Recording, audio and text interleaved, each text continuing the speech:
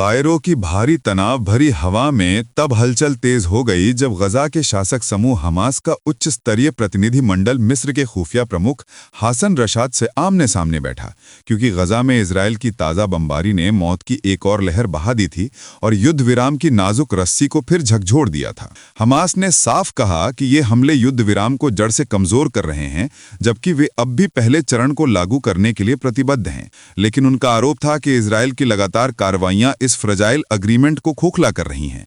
और इसी बैकड्रॉप में निर्वासित गजा प्रमुख खलील अल-हय्या के नेतृत्व में आया ये दल मिस्र, कतर और अमेरिका की मध्यस्थता में एक तयशुदा और परिभाषित तंत्र की मांग करने लगा, जिसमें हर उल्लंघन को तुरंत दर्ज किया जाए और तत्काल कार्रवाई हो।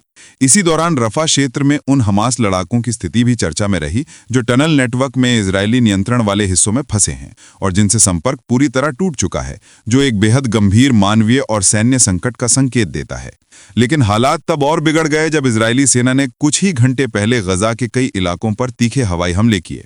घर उजड़े, अस्थायी शरण स्थल ढहे और एक कार पल भर में मलबा बन गई। कम से कम 24 फिलिस्तीनियों की मौत हुई, जिनमें बच्चे भी थे, जबकि इजरायल का दावा था कि उसके क्षेत्र में घुसकर एक लड़ाके ने सैनिकों पर हमला किया था और उसी के जवाब में उन्होंने ये एयर स्ट्राइक की। साथ ही ये भी कहा कि इस हमले में हमास का एक लोकल कमांडर ढेर हुआ। मगर हमास ने इस दावे को पूरी तरह खारिज किया और आरोप लगाया कि इजरायल जानबूझकर तनाव बढ़ा रहा है, एक ऐसा माहौल बना रहा है जिसमें हर हमले के लिए वो अवसर खोज ले। और इसी वजह से उन्होंने मिस्र, कतर और अमेरिका से तुरंत हस्तक्षेप की अपील की। जबकि गजा की मीडिया ऑफिस ने यह भी कहा कि 10 अक्टूबर से लागू युद्ध विराम का इजरायल कम से कम 497 बार उल्लंघन कर चुका है, जो स्थिति की गंभीरता को और बढ़ाता है। इसी भूचाल के बीच एक और बड़ा भू राजनीतिक विस्फोट हुआ जब खबर आई कि अमेरिकी कानून के तहत इजरायल सऊदी अरब को सबसे आधुनिक F-35 लड़ाकू विमान खरीदने से रोक देगा। और प्रधानमंत्री बेंजामिन नेतन्याहू ने यह दावा किया कि अमेरिकी विदेश मंत्री मार्को रूबियो ने उन्हें आश्वस्त किया है कि सऊदी अरब को यह अत्याधुनिक प्लेटफॉर्म नहीं मिलेगा। जबकि ये बयान सीधे राष्ट्रपति डोनाल्ड ट्रंप के हालिया इशारों के विपरीत था, जिनमें उन्होंने सऊदी युवराज के दौरे के दौरान कहा था कि रियाद को F-35 मिलना चाहिए। मीडिया रिपोर्टों के अनुसार नेतन्याहू ने सोशल मीडिया पर लिखकर कहा कि अमेरिका मध्य पूर्व में इजरायल की क्वालिटेटिव मिलिट्री एडवांटेज की सुरक्षा करेगा, क्योंकि ये अमेरिकी कानून में सन्निहित है और इसी में F-35 पर विशेषाधिकार शामिल है। नेतन्याहू और इजरायल की लॉबिंग का इतिहास भी इसमें झलकता है, क्योंकि पहले तुर्की को F-35 प्रोग्राम से रोकने में भी उन्होंने भूमिका निभाई थी, जिसके बाद अंकारा ने रूसी S-400 खरीदकर अपनी राह बदल ली थी। दूसरी तरफ ट्रंप ने सऊदी शहजादे से अपनी शानदार मुलाकात में कहा था कि सऊदी और इजरायल दोनों को बराबरी का दर्जा मिलना चाहिए और F-35 सबसे उच्च मानक में रियाद को मिलना चाहिए। साथ ही उन्होंने ये भी कहा कि इजरायल द्वारा सऊदी को कमतर विमान देने की लॉबिंग गलत है। इस पूरे प्रकरण के पीछे लंबे समय से मौजूद वो अमेरिकी सुरक्षा नीति है, जिसके तहत 2008 से इजरायल की मिलिट्री सुपीरियरिटी की गारंटी दी जाती रही है, ताकि उसके पड़ोसी देशों को मिलने वाला कोई भी हथियार तकनीकी रूप से उससे कमतर रहे। इसी से इजरायल को F-35I आदिर का अपना विशेष संशोधित संस्करण मिला, जिसने ईरान पर की गई हालिया लंबी दूरी की कार्रवाई में अहम भूमिका निभाई। उधर ट्रंप ने सऊदी शहजादे को जब व्हाइट हाउस में रखा तो उसका स्वागत किसी भी औपचारिक राज्य दौरे से कहीं ज्यादा भव्य था।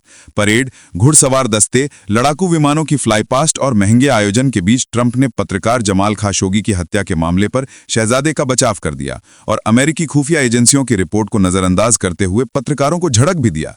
इसी चकाचौंध के बीच F-35 डील का ऐलान हुआ, जिसने अमेरिकी मध्य पूर्व नीति की दशकों पुरानी नींव को हिलाकर रख दिया, क्योंकि यह पहली बार था जब किसी अरब देश को इस तरह का हथियार मिल सकता था। साथ ही अमेरिका ने सऊदी और UAE को उन्नत AI चिप बेचने पर लगी रोक भी हटाई, जिससे उनकी टेक महत्वाकांक्षाएं और बढ़ेंगी। विश्लेषकों का कहना है कि ये घटनाएं इस दिशा में इशारा करती हैं कि अमेरिका के क्षेत्रीय दृष्टिकोण में अहम बदलाव चल रहा है। UN में फिलिस्तीन मुद्दे पर भाषा का टोन बदलना, सीरिया पर कुछ प्रतिबंधों में नरमी और ट्रंप का इजरायल न जाना इन संकेतों को मजबूत करता है। जबकि कतर में हमास अधिकारियों पर इजरायल की संभावित कार्रवाई की योजना का पता चलने पर ट्रंप ने नेतन्याहू को फटकार लगाना और उनसे कतर से माफी मंगवाना हालात को और पेचीदा बनाता है। ट्रंप की आर्थिक नीति में भी इजरायल खाड़ी देशों की पूंजी की बराबरी नहीं कर पा रहा, क्योंकि सऊदी ने अमेरिकी अर्थव्यवस्था में $1 ट्रिलियन निवेश का संकेत दिया है और अरब निवेश ट्रंप के दामाद जेरेड कुशनर के फंड में भी भारी मात्रा में जा रहा है और ट्रंप स्पष्ट तौर पर अथॉरिटेरियन शासकों की ओर झुकते दिख रहे हैं। जबकि सऊदी युवराज को नेतन्याहू जैसे गठबंधन सरकार की राजनीतिक मजबूरियां नहीं झेलनी पड़ती। वे अमेरिका को चेतावनी भी दे सकते हैं कि नाखुश होने पर वे चीन की ओर झुकेंगे। हालांकि विशेषज्ञों को संदेह है कि यह बदलाव कितना वास्तविक है, क्योंकि निवेश पर कोई स्पष्ट समय सीमा नहीं है और F-35 की संख्या भी अज्ञात है। जबकि सऊदी की अपनी शर्त है कि फिलिस्तीन राज्य की स्पष्ट गारंटी के बिना वो अब्राहम समझौते पर हस्ताक्षर नहीं करेगा। विश्लेषक डैनियल लेवी का कहना है कि फिलिस्तीनिया गजा के मोर्चे पर कोई इमीडिएट राहत नहीं दिखती और जो दिख रहा है वो सिर्फ बाइडेन प्रशासन की कमजोरी, ट्रंप के निजी व्यापारिक हित और इजरायल की आक्रामक रणनीति पर तात्कालिक प्रतिक्रियाओं का मिश्रण है। इसी बीच अमेरिका ने वेनेजुएला के राष्ट्रपति निकोलस मादुरो और उनके समर्थक अधिकारियों को विदेशी आतंकवादी संगठन के सदस्य घोषित कर दिया है, जिसे विशेषज्ञ कार्टेल दे लॉस सोल्स के नाम से जोड़कर देखते हैं और जिसे एक संगठित अपराध नेटवर्क से अधिक भ्रष्ट अधिकारियों का लूजली कनेक्टेड समूह माना जाता है। इस कदम से ट्रंप प्रशासन को मादुरो के बुनियादी ढांचे और संपत्तियों पर और कड़े प्रतिबंध लगाने का अधिकार मिलेगा, हालांकि सीधे सैन्य कार्रवाई की छूट नहीं मिलेगी। फिर भी प्रशासन ने संकेत दिया है कि ये डेजिग्नेशन वेनेजुएला के भीतर काउंटर टेररिज्म मिशंस के लिए विकल्प खोल सकता है। उधर पेंटागन पहले से ही दक्षिणी क्षेत्र में ऑपरेशन सदर्न स्पीयर के तहत बड़ी सैन्य मौजूदगी जमा कर चुका है, जिसमें दर्जनों वॉरशिप, 15,000 सैनिक और संदिग्ध नावों पर की गई कार्रवाई में 30 से अधिक लोगों की मौत शामिल है। अमेरिकी जनता का एक बड़ा हिस्सा इस मिलिट्री एस्केलेशन के खिलाफ है और हालिया सर्वे में 70% लोगों ने वेनेजुएला में सैन्य हस्तक्षेप का विरोध किया है।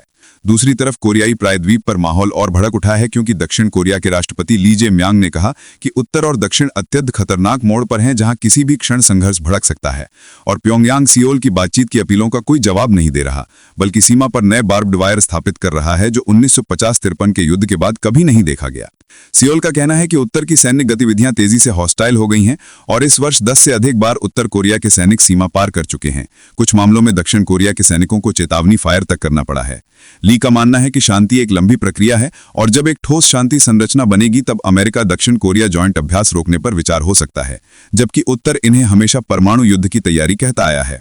इसी जियोपॉलिटिकल तनाव के बीच यूक्रेन के राष्ट्रपति वोलोदिमीर ज़ेलेंस्की ने भी अमेरिका की 28 पॉइंट शांति योजना पर ऐतराज जताया है और कहा कि खेरसोन, ज़पोरिजिया और डॉनबास के अंश रूस के पास छोड़ देना दुनिया के लिए एक खतरनाक मिसाल होगी, क्योंकि बलपूर्वक कब्जा कर ली गई जमीन को वैधता देना भविष्य में किसी भी आक्रामक देश को यही रणनीति अपनाने के लिए प्रेरित करेगा।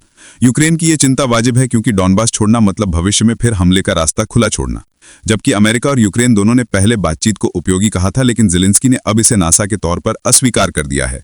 इसी पूरे अंतर्राष्ट्रीय तनाव के बीच ईरान की ड्रोन तकनीक की चर्चा फिर से दुनिया में फैल रही है, क्योंकि शाहेद 136, मुहाजिर 6 और अबाबिल 3 जैसे ड्रोनों ने साबित कर दिया है कि कम लागत, सरल संरचना और मास प्रोडक्शन की क्षमता के साथ भी युद्धभूमि में असरदार प्लेटफॉर्म बनाए जा सकते हैं। और इसी वजह से ईरान की ड्रोन इंडस्ट्री अफ्रीका, दक्षिण अमेरिका, पूर्वी यूरोप तक जा पहुंची है, जहां देश महंगे पश्चिमी या रूसी सिस्टम की बजाय सस्ते और भरोसेमंद विकल्प तलाश रहे हैं। और यही ईरान को एक नए कूटनीतिक प्रभाव के केंद्र में ला रहा है। शाहेद 136 की कामिकाजी नेचर, मुहाजिर 6 की सर्वेलेंस स्ट्राइक क्षमता और अबाबिल 3 की लॉन्ग इंड्योरेंस रिकॉनाइजेंस टाइपिंग ईरान को तकनीकी जायंट नहीं बल्कि प्रैक्टिकल सॉल्यूशन प्रोवाइडर बनाती है, और यही इसकी ताकत है।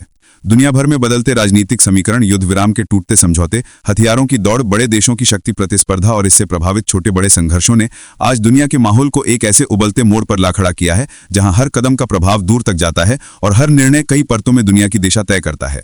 और यही पूरा परिदृश्य मध्य पूर्व, यूक्रेन, वेनेजुएला और कोरियाई प्रायद्वीप में दिख रहा है, जहां हर मोर्चे पर कूटनीति, दबाव, संदेह और शक्ति का खेल एक साथ चल रहा है।